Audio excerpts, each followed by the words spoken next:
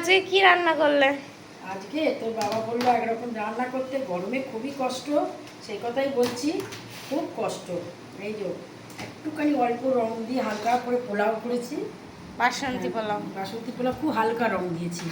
আর এই যে কষা আলুর দম করেছি তার সঙ্গে চাল মগজ টগজ দিয়ে, আচ্ছা পটল ভাজা, আর হচ্ছে হচ্ছে এটা হচ্ছে গন্ধরাজ লেবু দিয়ে পনির, পনির গন্ধরাজ লেবু। এটা বলো কি আর করেছো?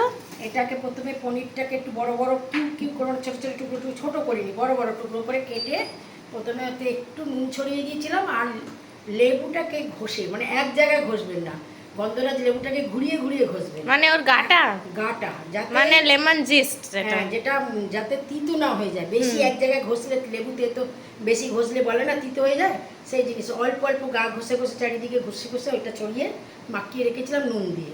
তারপরে কড়াই সাদা তেল আর একটু বাটার দিয়েছিলাম, দিয়ে এগুলো ভেজেছিলাম। পনিরটাকে ভেজেছিলাম একটু হলুদ ছড়িয়ে, অল্প একটু হলুদ ছড়িয়ে দিয়েছিলাম। তারপরে কাজু বাদাম, কাজু বাদাম, জিরে, শুকনো লঙ্কা সব রকম দিয়ে, কাঁচা লঙ্কা একটা টেস্ট হওয়ার জন্য বেটে মশলাটা করে নিয়েছিলাম। করার সময় করে নিলাম, করার পরে ভাজা পনিরগুলো দিয়ে দিয়েছি নাববার সময়। একটু মিষ্টি দেবেন কিন্তু, একটু মিষ্টি না হলে ভালো লাগে না। তারপরে ওইটাকে নাববার একটু আগে এই যে লেবু, এই 3 পিস লেবু, ওই যে 4টে লেবু টুকরো হয়েছে, এটা এই 3টে টুকরো রসটা পুরো ছড়িয়ে দিয়েছি, দিয়ে তারপরে উল্টো পাল্টে করে নামিয়ে নিয়েছি। এইভাবে করেছি। আমার মেয়েকে বলেছিলাম এই রেসিপিটা তুলতে, সে নাকি ভুলে গেছে, তার নাকি কাল থেকে বলছি মাথায় নেই। আমি জানতাম ও জানতো না কত। তার মধ্যে বলো আমার খাওয়া হয়নি। আমার মেয়ে খালি রাগ হয়ে যায়।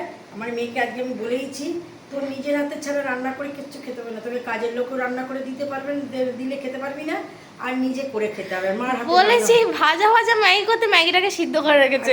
আজকে তো আমাদের শনিবার, আমরা ভাজা ভাজা যে ম্যাগিটা করবো সেটা ডিম দিয়ে, আমার তো জায়গাগুলো আবার সব নাবাতা দেই, প্রায় দিনই ওইভাবেই দিই। আবার এত গরমে আমি ওখানে যেতে পারছি না। তোমার কাকু বললে একটু পোলাও করো, এবারে সেটা করতে গেলাম, তাই পোলাও মনে হচ্ছে জড়িয়ে জড়িয়ে যাচ্ছে। মানে পোলাওটা অল্প কালার দিয়েছিলাম, যদিও বাসন্তী পোলাও আরেকটু রং হতো, কিন্তু দিইনি। আর তোমার কাকু বললো খাবে, সে খাওয়ার জিনিস করবো না, মেয়ের রাগ হয়ে গেছে, তাই যাকে ভিডিওটা করে নিচ্ছি, করে নিয়ে মেয়েকে আবার, মেয়েকে নিজের হাতে বলো মেয়ে খাইনি সেটা বলো। মেয়ের এখন মূল বক্তব্য হচ্ছে কি বলতো, এবার থেকে যা কিছু খাবে নিজেকে করে খেতে হবে।